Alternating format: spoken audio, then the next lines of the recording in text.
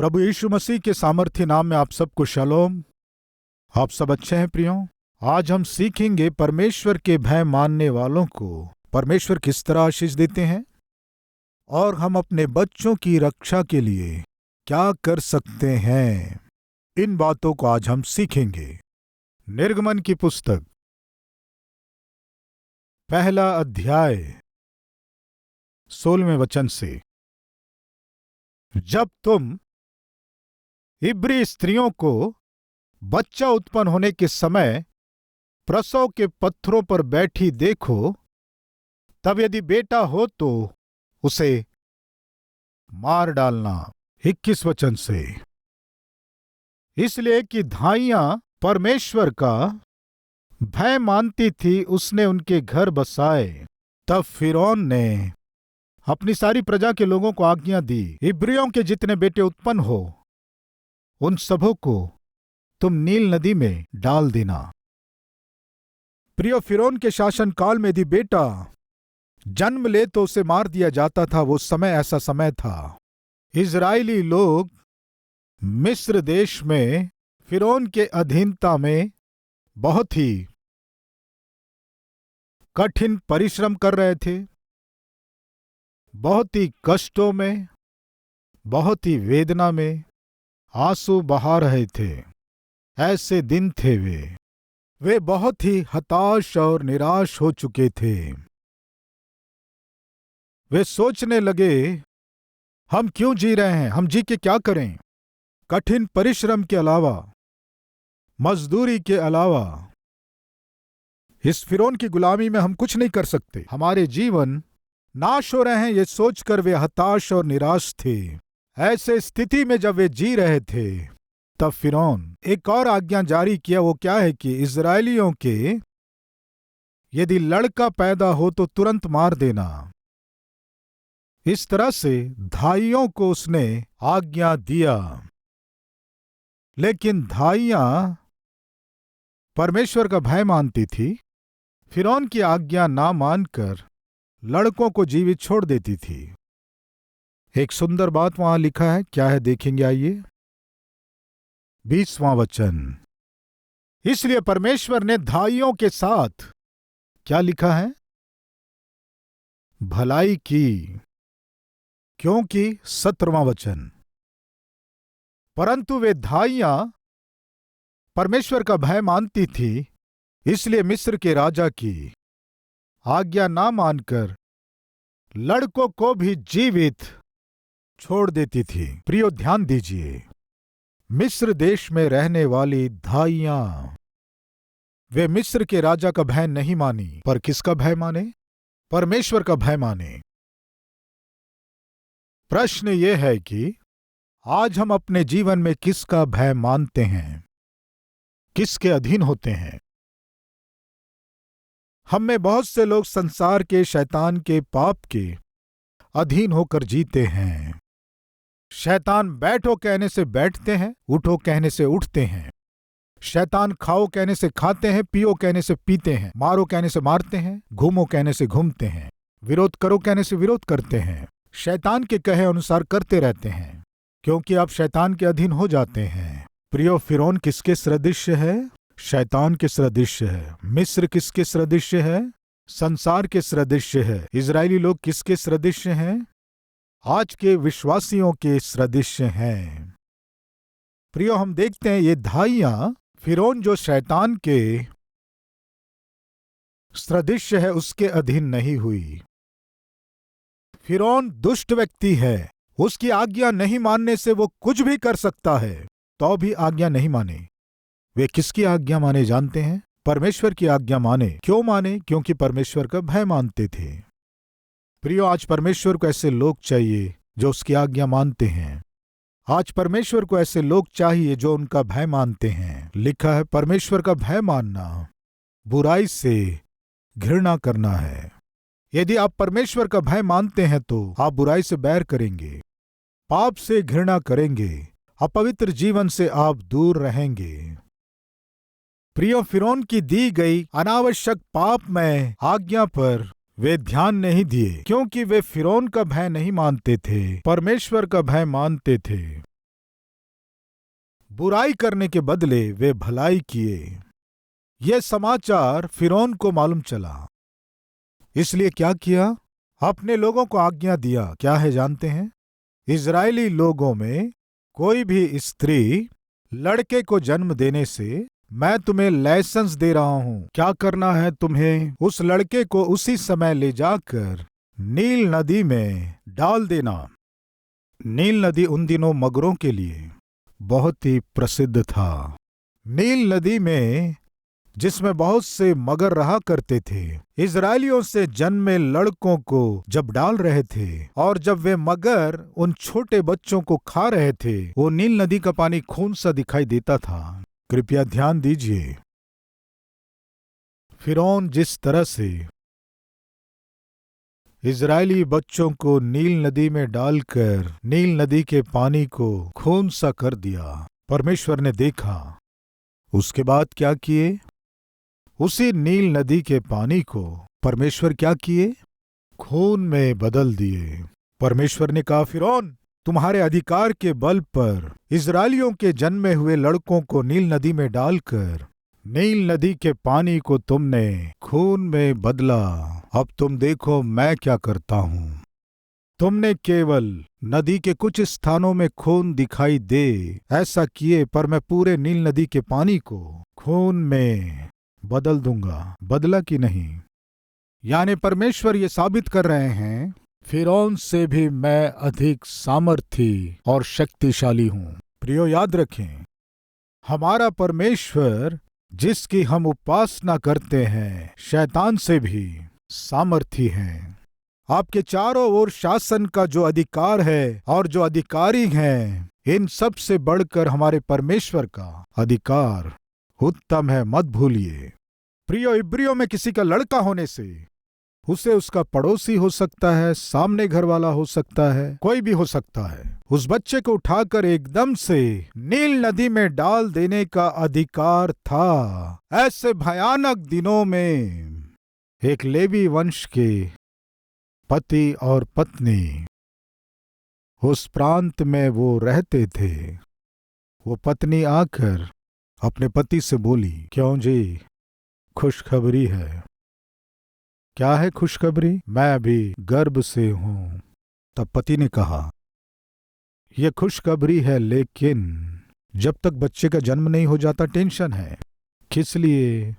अगर लड़की हुई तो कोई बात नहीं है, जीवित रहने देंगे, लेकिन लड़का होने से मार डालेंगे। प्रियो, क्या समझ में आ रहा है बताइए? जो मिस्र पर शासन कर रहा था फिरौन, शैतान के सदृश्य है। मैंने बताया ना, लड़का पैदा होने से उन्हें जीवित नहीं रहने देता था। लड़का पैदा होने से मार देता था, लड़की होने से जीवित छोड़ देता था। आज का समय उल्टा हो गया है। आज का समय कैसा है बताइए?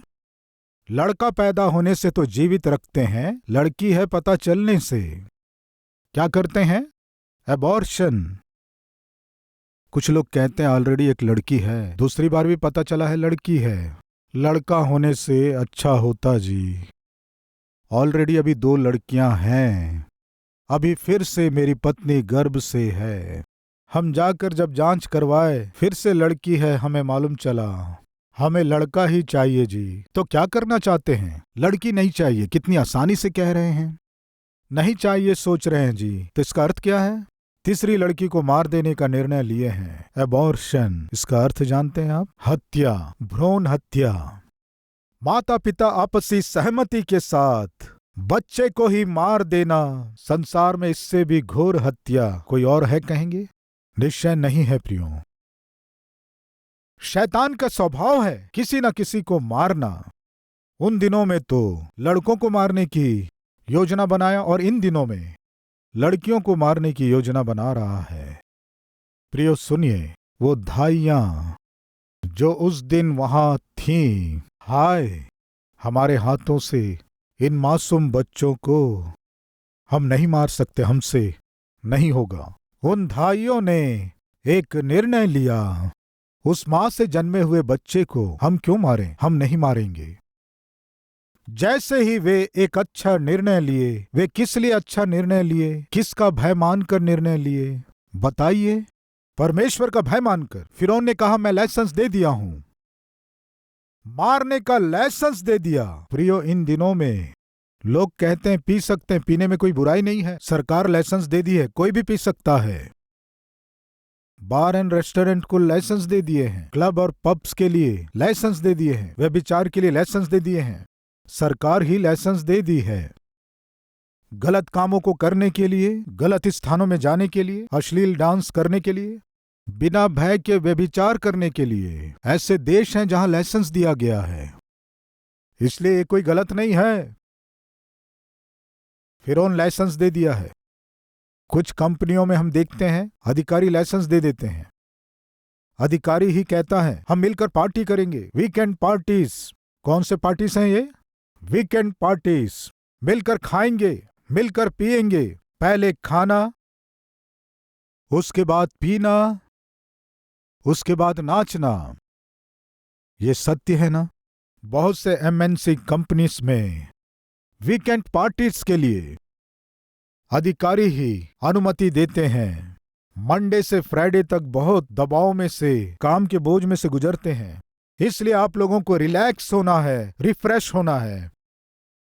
ये कहकर वीकेंड पार्टीज को ऑर्गेनाइज करके मनमानी करने के लिए, मन मर्जी से पीने के लिए, मन मर्जी से घूमने के लिए, और वैसे ही मन मर्जी से अपने शरीरों को अपवित्र करने के लिए पार्टियों का आयोजन करते हैं। ये उन्हें गलत नहीं लग रहा है, क्योंकि बॉस ही कह रहे हैं ना घूमना है, बॉस ही कह रहे हैं खाना है, पीना है। ये सोचकर उसे अपने फायदे के रूप में लेने वाले आज बहुत से लोग हैं। आज इन बातों को सुनने वाले भाई और बहन, ऐसे भयानक दिनों में आप भी पाप को प्रोत्साहित करते हैं क्या? क्या करें? उनके साथ यदि नहीं जाने से वे मुझे अलग तरीके से देखेंगे, उनके साथ नहीं पीने से मेरे साथ अलग व्यवहार करेंगे, उनके साथ यदि मैं भी डांस नहीं करूंगा तो मेरे साथ अलग व्यवहार करेंगे।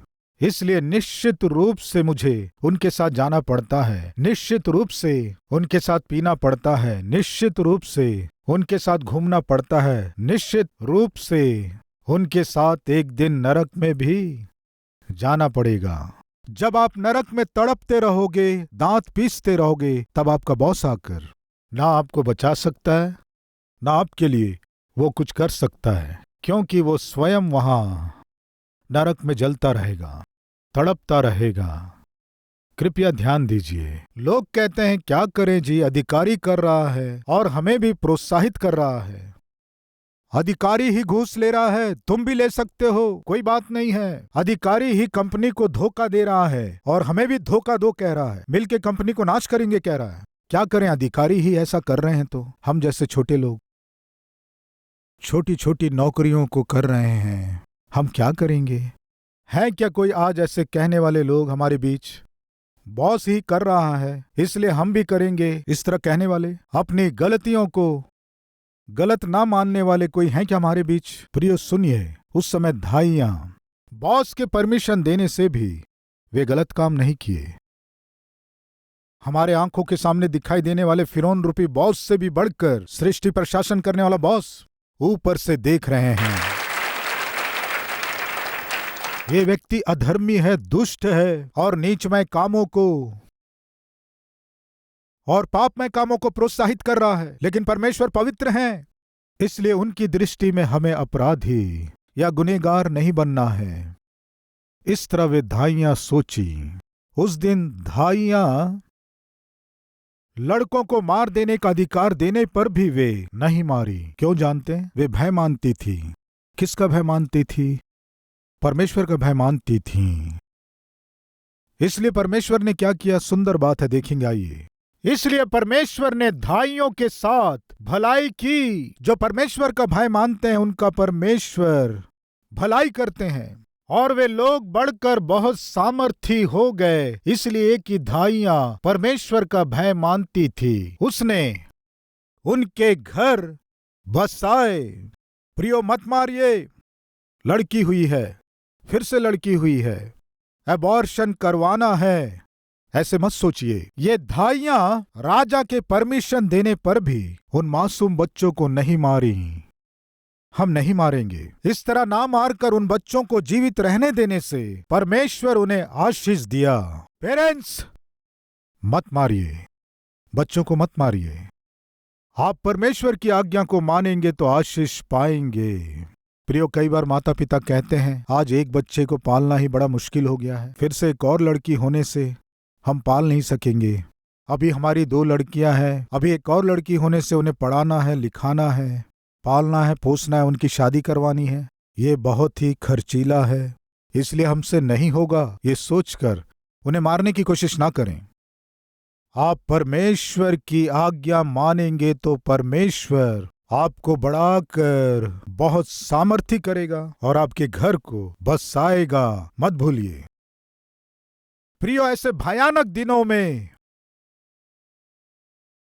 भयानक विपत्ति के दिनों में एक लेवी परिवार में पति पत्नी सोच रहे थे लड़की होने से अच्छा है, लड़की होने से अच्छा है। इस तरह एक आशा के साथ वे जी रहे थे। वैसे ही आप लोगों में कुछ लोग सोचते लड़का होने से अच्छा है। कई बार लोग मेरे पास आकर भी कहते हैं लड़का हो सके प्रार्थना कीजिए। क्यों, लड़की पैदा होने से क्या बुरा है? ऑलरेडी एक लड़की है, लड़का हो सके प्रार्थना कीजिए। प्रियो, अभी मुझे क्या प्रार्थना करना है? प्रभु बेटा दीजिए, ये कह के प्रार्थना करना है। मैं निश्चय इस तरह प्रार्थना करूंगा कि प्रभु तेरी जो इच्छा है वही तू दे। नहीं ब्रदर, परमेश्वर की इच्छा के अनुसार नहीं, हमारी इच्छा के अनुसार। किसकी इच्छा के अनुसार? कृपया ध्यान दीजिए। परमेश्वर जो महान ज्ञानी है, आपको दूसरी संतान लड़की देने से आनंद से ग्रहण कीजिए, क्योंकि परमेश्वर को ही पता है बेटा देने से वो क्या करेगा, किस तरह वो आपके लिए मुसीबत बनेगा, किस तरह वो आपको दुख देगा। प्रियो, आप क्या जानते हैं? सब कुछ जानने वाला मेरा प्रभु यीशु मसीह हैं। वो परमेश्वर आपको दूसरी बेटी या तीसरी बेटी दे रहे हैं तो आनंद से ग्रहण कीजिए, क्योंकि वो परमेश्वर का तोहफा है। मेरा प्रभु यीशु मसीह किसी को भी बोझ लगे ऐसा तोहफा बिल्कुल नहीं देंगे। उनके तोहफे को तोहफे के रूप में ग्रहण करने से कितना अच्छा होगा। उन दिनों में बेचारे वो पति और पत्नी लड़की होने से अच्छा होगा, लड़की होने से अच्छा होगा, लड़की होने से अच्छा होगा, इस तरह सोच रहे थे, लेकिन लड़की नहीं हुई प्रियो, लड़का हुआ। वो पत्नी दुखी थी, वो पति भी दुखी था, क्योंकि बहुत जल्दी ये बेटा मरने वाला है। कौन से माता और पिता सब कुछ जानते हुए भी उस बच्चे को अपने हाथों में लेकर, आज ये बच्चा हमारे हाथों में है, आज ये बच्चा हमारे गोद में है, लेकिन अति शीघ्र नील नदी में फेंक दिया जाएगा। वो माँ जो अपने बच्चे को गोद में लेकर दूध पिला रही थी, कितना अधिक तड़पी होगी, दुखी हुई होगी, एक बार सोचिए। प्रियो, संकट के दिनों में उनके साथ ऐसा क्यों हुआ?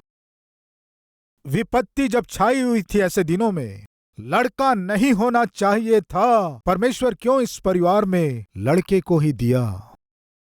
क्यों प्रियो, परमेश्वर जानते हुए भी ऐसे संकट के दिनों में उन्हें लड़का दिया।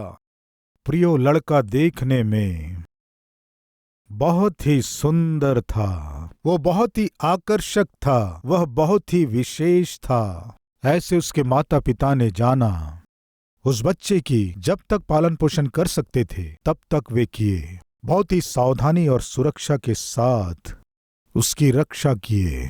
खतरा उत्पन्न करने वाले लोगों को थोड़ा भी मौका दिए बिना उस लड़के को पाले पोसे। जब उसे और छिपा ना सके, परमेश्वर से प्रार्थना किए, पिता अब हमसे नहीं होगा। इस बच्चे को आप क्यों हमें दिए नहीं जानते, लेकिन इस बच्चे को छिपाकर पालना अब हमसे नहीं होगा, इसलिए अब तेरे हाथों में ही सौंप रहे हैं, कहकर वो माँ एक सरकंडों की टोकरी बनाकर, उस टोकरी में राल लगाकर, उस टोकरी में उस बच्चे को रखकर परमेश्वर के हाथों में सौंप दी। विश्वास मैंने अपने बेटे को परमेश्वर के हाथों में सौंपा है। मेरा परमेश्वर मेरे बेटे की रक्षा करेंगे। आज हमारे बीच कोई है क्या माता और पिता? अब मेरी बेटी को पालना मुझसे नहीं हो रहा है, अब मेरे बेटे को पालना मुझसे नहीं हो रहा है। अभी मेरे बेटे और बेटियां जवान हैं, कॉलेज जा रहे हैं। जिस तरह पक्षी पंख आने के बाद घोंसला छोड़कर उड़ते हैं, वैसे ही मेरे बच्चे भी घर से बाहर हैं। मुझसे नहीं हो रहा है। मेरे बच्चों का परवरिश करना अब मुझसे नहीं हो पा रहा है। चुनौती बन गया है। ये सोचकर मैं छोड़ नहीं सकता। मैं अपने बच्चों को आपके हाथों में सौंप रहा हूं। प्रियो, उस मां ने क्या किया? सरकंडों की टोकरी बनाकर उसमें राल लगाई ताकि वो नील नदी का पानी, जो बच्चे के लिए खतरा था, उस सरकंडों की टोकरी में प्रवेश ना कर सके। उसमें राल लगाकर बच्चे को उसमें रखकर नील नदी में छोड़ दी। ये हमें क्या सिखाता है? नील नदी संसार का सदृश्य है। हमारे बच्चों को संसार में रहना ही पड़ेगा, लेकिन हमारे बच्चों में संसार को आने की अनुमति नहीं है। प्रिय भाइयों और बहनों, बच्चे जब स्कूल जाते हैं आपके पास ही रहते हैं। फिर जब 12वीं जाते हैं उस समय भी आपके पास रहते हैं। उसके बाद डिग्री की पढ़ाई, उसके बाद यूनिवर्सिटी, उसके बाद और भी उच्च शिक्षा, दूसरे प्रांतों, दूसरे शहरों में, देशों में जाना पड़ सकता है।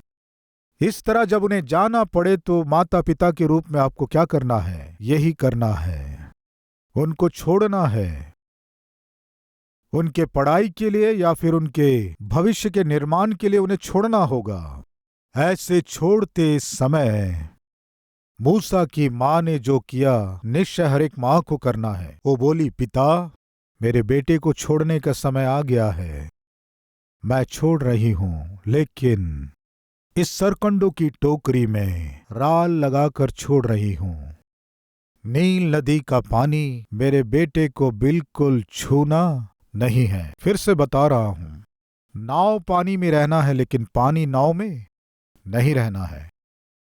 कलीसिया को संसार में रहना है, लेकिन कलीसिया में संसार को प्रवेश नहीं करना है। हमारे बच्चों को संसार में रहना है, लेकिन हमारे बच्चों में संसार को प्रवेश करने की अनुमति नहीं है। प्रियो, क्या की वो मां? उसके बेटे के जीवन में नील नदी का पानी प्रवेश ना कर सके, उचित सावधानियां ली। वो क्या है? उस सरकंडों की टोकरी में राल लगाई। उससे क्या हुआ? नील नदी का पानी उस टोकरी में आकर बच्चे को किसी भी प्रकार का नुकसान नहीं पहुंचा सका। मुझको और आपको अपने बच्चों की सुरक्षा के लिए क्या करना है जानते हैं? ये संसार हमारे बच्चों के जीवन में प्रवेश ना करे, प्रार्थना रूपी राल निश्चय हमें लगाना है।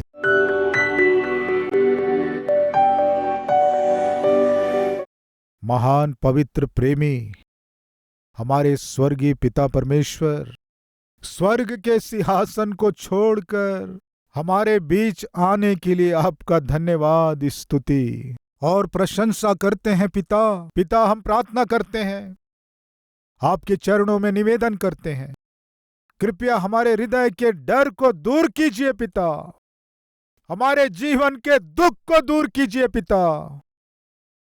शैतान जो हमारा पीछा कर रहा है उसे हमसे दूर कीजिए। हमारे चारों ओर छाए हुए विपत्ति, संकट और समस्याओं से छुड़ाइए पिता। हम जिससे डर रहे हैं उसे हमसे दूर कीजिए। जिसे सोच रहे आकर हम पर पड़ेगा वह हमारे जीवन भर हमारे निकट भी ना आए, ऐसा कीजिए। आज प्रार्थना कर रहे हर एक जन पर, आंसू बहा रहे हर एक जन पर तरस खाइए पिता, दया कीजिए पिता। इनके आंसुओं को पहुंचिए, इनके कष्टों को दूर कीजिए। यीशु के नाम से हमने जो कुछ मांगा है हमें मिल चुका है, ये विश्वास करते हुए धन्यवाद के साथ इस प्रार्थना को मांगते हैं पिता। आमीन।